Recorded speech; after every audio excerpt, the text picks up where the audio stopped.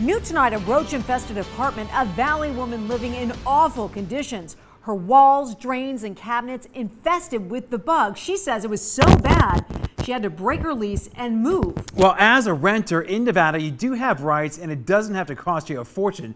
On Contact 13, investigative reporter Joe Bartels breaks down the woman's journey through a high-rise hell.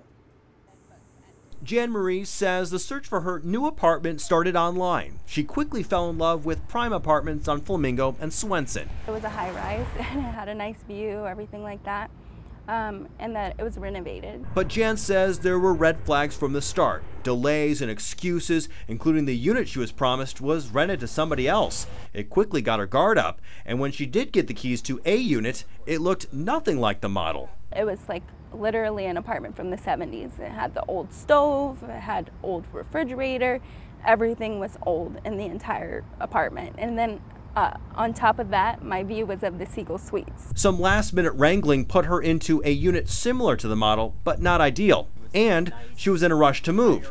She did a quick walkthrough, signed the lease, and moved in. I really didn't have much of a choice. It was in the condition that I thought that it was livable.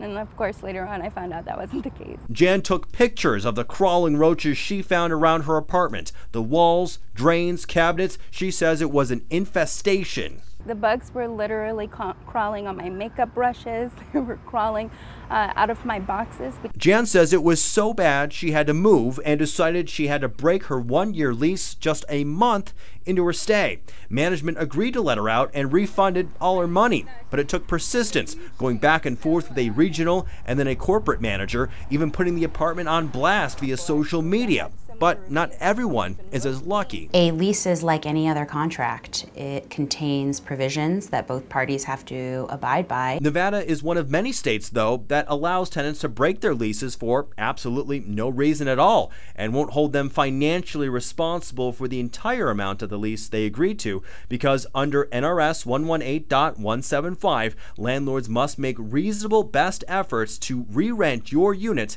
as quickly as possible. The law says that if a tenant abandons, the landlord has to make reasonable efforts to rent that unit out at fair rental price. State law also allows tenants to break their lease early if you are starting active military duty, if you are over 60 years old and need to move because of a physical or mental disability, or if the rental unit is unsafe or violates Nevada health or safety codes. A good rule of thumb: prepare to pay at least 1 month's rent as an early lease break penalty, and that may include your security deposit. So some things to keep in mind. You must notify your landlord in writing of any desire to break your lease early. Of course, do your homework. Read your current lease to make sure you haven't already agreed to any penalties if you have to break your lease. Get online reviews and also word-of-mouth advice. It may not be a bad idea to also Google your current place with the word news to see if you see anything you don't like.